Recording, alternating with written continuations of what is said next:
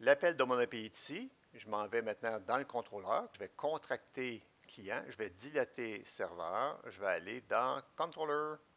Je vais aller dans stage controller. Et à la fin, à la dernière méthode, dans mon contrôleur, j'ajoute celle-ci. Avec la décoration HTTP delete, si je retourne dans mon data service, le service HTTP client appelle avec delete asynchrone.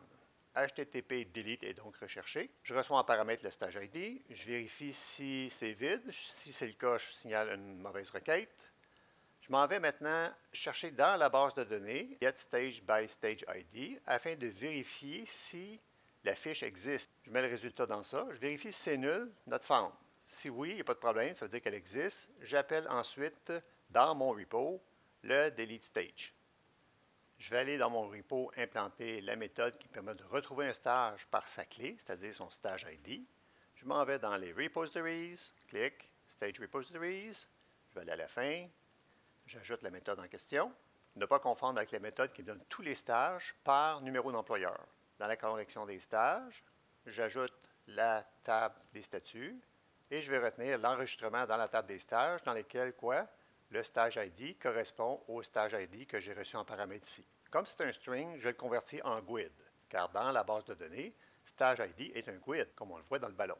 Dans l'interface, bouton droit, Definition. À la fin, j'ajoute la signature pour respecter le contrat, point virgule, CTRL S, c'est résolu. Je vais maintenant ajouter la méthode delete stage à la même endroit. Je retourne dans mon repository, delete stage. Je reçois en paramètre encore une fois le stage ID. Je vérifie quand même une autre fois si le stage existe. S'il n'existe pas, je cancelle le reste des instructions avec return. On sait que ça ne retourne rien, c'est pour ça que je mets juste return. Sinon, j'enlève le stage, lequel, celui que j'ai trouvé avec la ligne 48, et j'applique les changements dans la base de données. À la fin, dans le contrat, je signale, j'indique la signature, point virgule. Sur ma plateforme de service, je suis connecté maintenant comme entreprise, j'ai créé un stage, le bouton supprimer, clic. Le JavaScript est appelé correctement, je fais OK, et rien ne se passe. Je vais juste retourner sur Home et je vais revenir sur Tableau des stages, et pourtant il est disparu. La source de mon tableau n'a pas été rafraîchie. En effet, je me contente simplement de supprimer l'enregistrement. Ce que je dois faire, si je reviens au début, je m'en vais dans la méthode onInitializeAsync.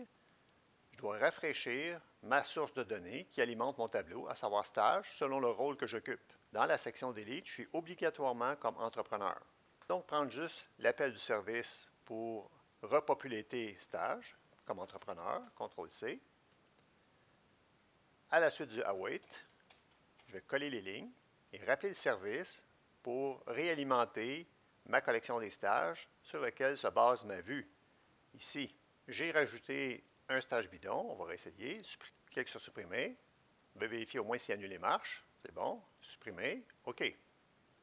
Comme je suis un développeur attentionné, je vais aller vérifier dans la table si le stage est effectivement supprimé. Bouton droit sur stage.